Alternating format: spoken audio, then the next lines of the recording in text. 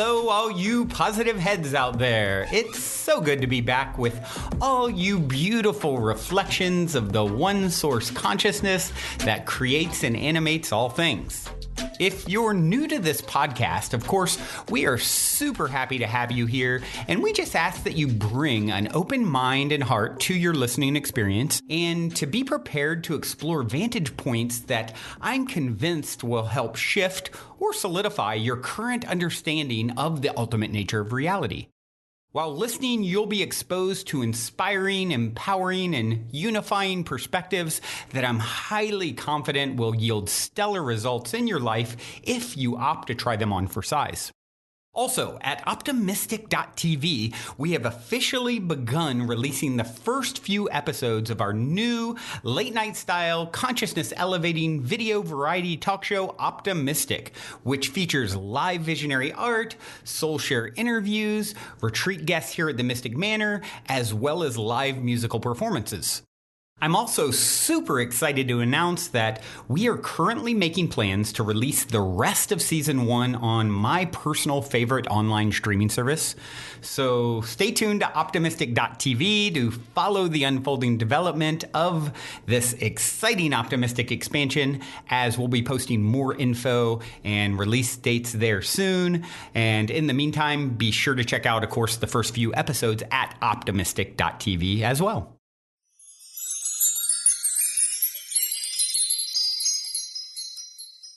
All right, all you positive heads, welcome back. Thank you so much for joining me today. Today, I thought I would get back into the book that we started last week, which is The Ancient Secret of the Flower of Life, Volume 1 by Drunvalo Melchizedek. And what I find interesting about this book, it's just jam-packed full of all sorts of great information and perspective. And I find that as I go back to it, it's kind of lining up with what's been coming through in my QHHT sessions lately.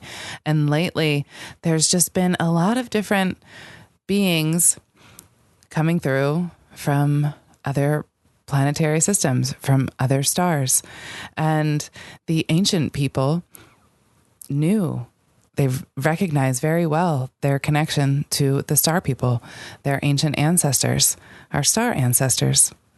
And so many of us resonate with different star systems or different beings because they are our lineage. They are a part of us. They are us. And so today I'm going to read this part of chapter 1, which is called Remembering Our Ancient Past. And this part is called The Dogon Tribe, Sirius B, and Dolphin Beings, which is interesting because dolphin beings came through in a session this week. So I found that very interesting and thought, yep, I'm reading this today. So here we go. And I'm skipping in just a little bit. An African tribe near Timbuktu called the Dogons. This tribe holds information that is simply impossible for them to have by any standards in our view of the world today. Their information destroys everything we think we know about ourselves in regard to being alone. You see, the Dogons have a cave on their land that stretches way back into a mountain. And this cave are wall drawings over 700 years old. One particular man, the holy man of their tribe, sits at the front of this cave to protect it. This is his lifetime job. They feed him and take care of him, but no one can touch him or get close to him.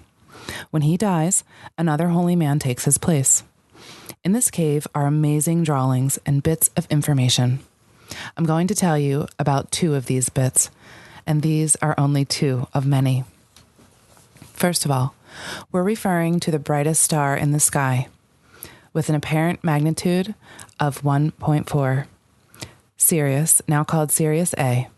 If you look at Orion's belt, those 3 stars in a row, and follow the line downward to your left, you see a very bright star, which is Sirius A. If you follow them upward about twice the distance, you see the Pleiades. The information in the Dogon cave specifically showed another star rotating around Sirius. The Dogons are very specific about this star. They say it's very, very old and very small, and that it's made out of what they call the heaviest matter in the universe. which is close, but not actually correct. And they say that it takes close to 50 years for this small star to rotate around Sirius. This is detailed stuff. Astronomers were able to validate the existence of Sirius B, a white dwarf, in 1862, and only about 15 or 20 years ago could they validate the other information. This book was written in about the early 1990s, by the way. Now, stars are very much like people, as you will begin to see. They are alive, and they have personalities and many qualities like we have. On a scientific level, they have growth stages. They start out as hydrogen suns, like ours, where two hydrogen atoms come together in a fusion reaction to form helium. This process creates all the life and light that is on this planet. As a star further matures, another fusion process begins, the helium process, where the three helium atoms come together to form carbon.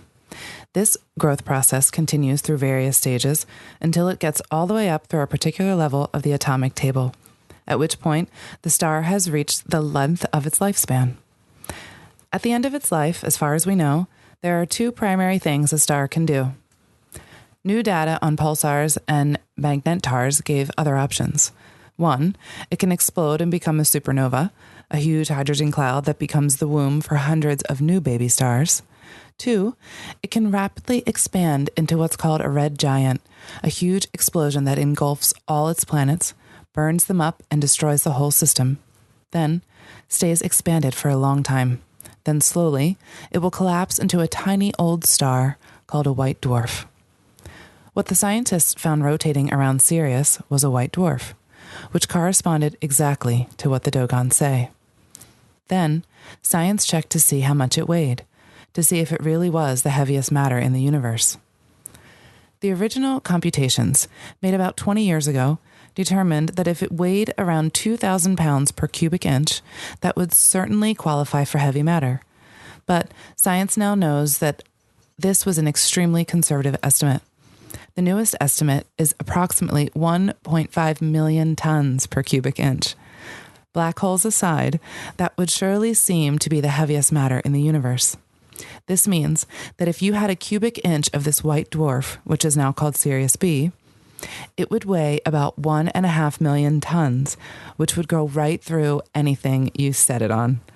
It would head towards the center of the Earth and actually oscillate back and forth across the core for a long time until friction finally stopped it in the very center.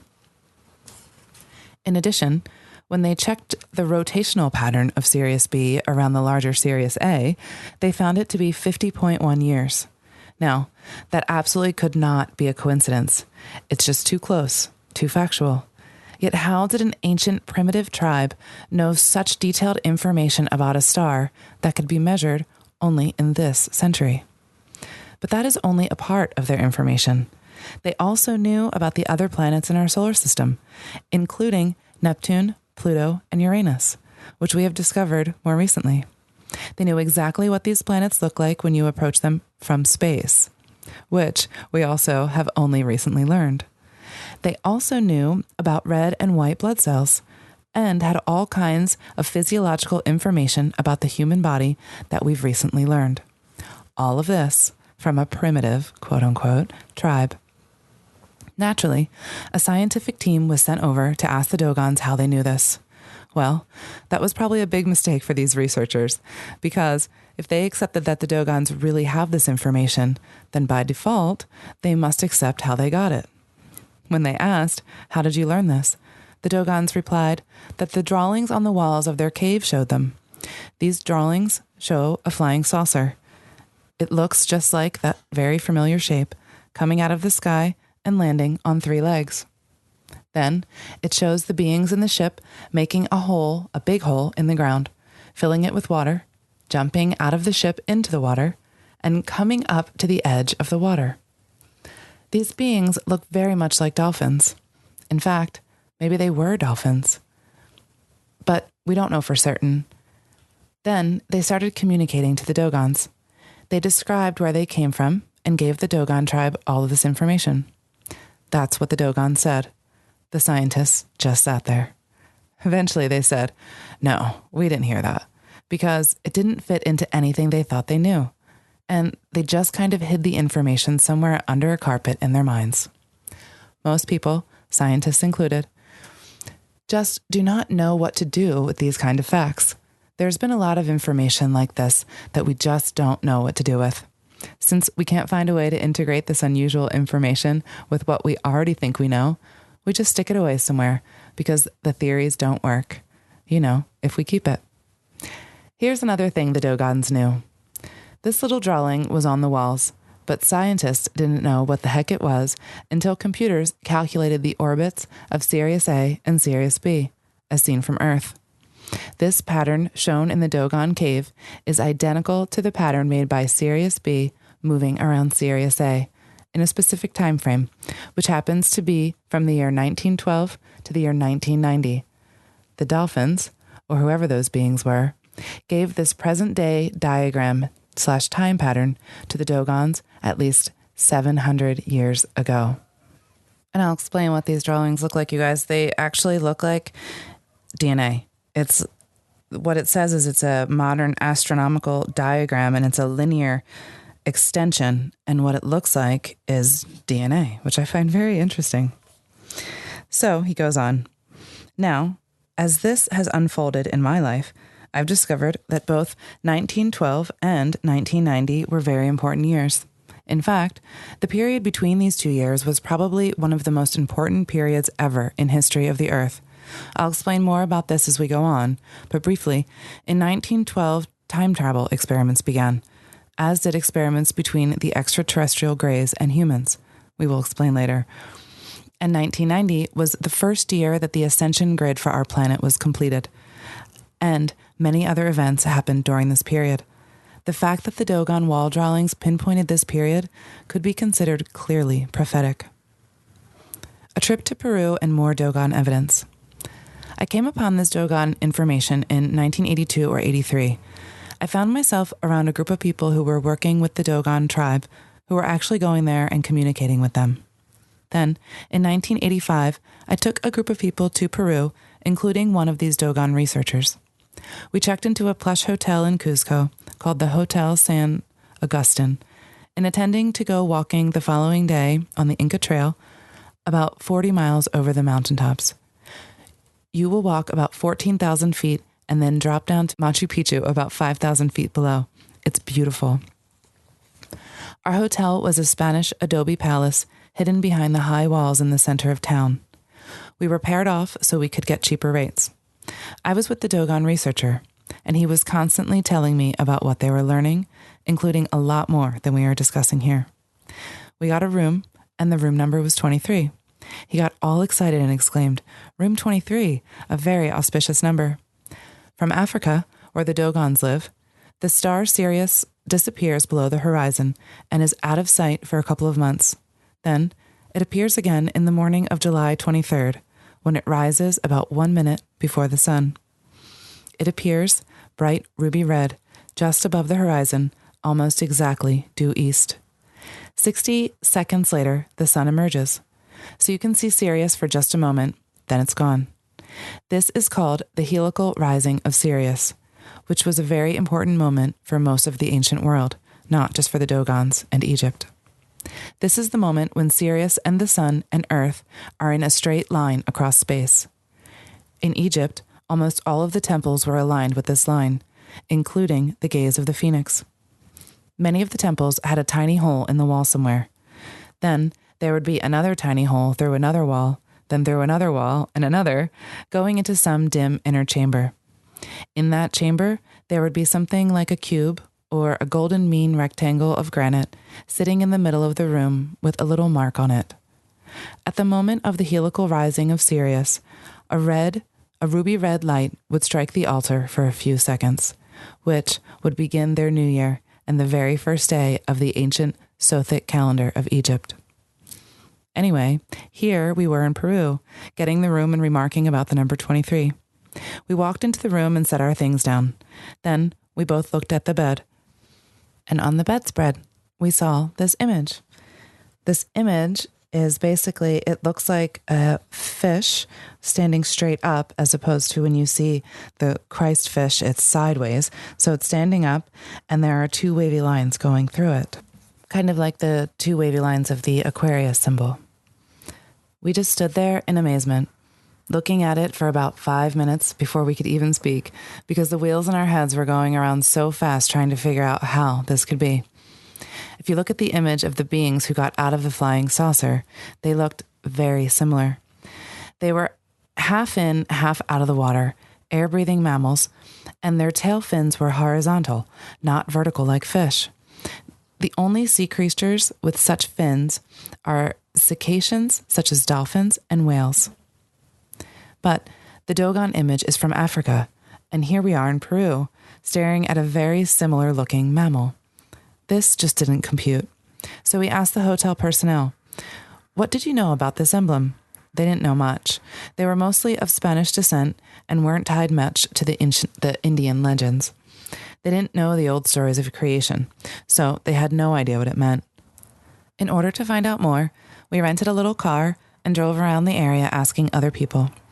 We finally ended up at Lake Titicaca, talking to some Uros Indians. At one point I asked, "What do you know about this?" They said, "Oh yeah," and proceeded to tell me a story that sounded very much like what the Dogons had told. This is their creation story. A flying saucer came out of the sky and landed in Lake Titicaca on the island of the sun. These dolphin-like creatures jumped into the water, came up to the people, told them where they came from, and, in the beginning, began an intimate relationship with the pre-Inca peoples. It was this connection with the sky people, according to the story, that launched the Incan Empire. I just sat there with my mouth open. Afterward, Simply Living magazine out of Australia published a whole series of articles on this subject. When people started investigating, they found that cultures all over the world have similar stories. There are 12 different cultures in the Mediterranean alone that tell a similar story. We'll come back to the dolphins a lot in this work because it seems they played a huge role in the unfoldment of consciousness on this planet. And that's where we will end for today. But what I want to add that I find very interesting, so we've been talking about Lemuria, and I mentioned the water portals, and I'm not sure if I mentioned the dolphin beings, but they have been coming up.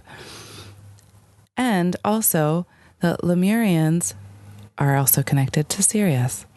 So I find all of this very, very synchronistic, very interesting. This is important for us to know right now. It's important for us to remember our lineage, to remember who we are, to remember how connected we are to each other, to this planet, and to the entire universe. We are never alone. We have each other, and we have our ancestors within us and around us all the time. And just a little reminder in case you need it today, don't forget to ask for help. Just ask. Always remember to ask. It is such a helpful tool in this life, just asking for help. There's so much help out there just waiting for us to ask. So if you need it, you just ask.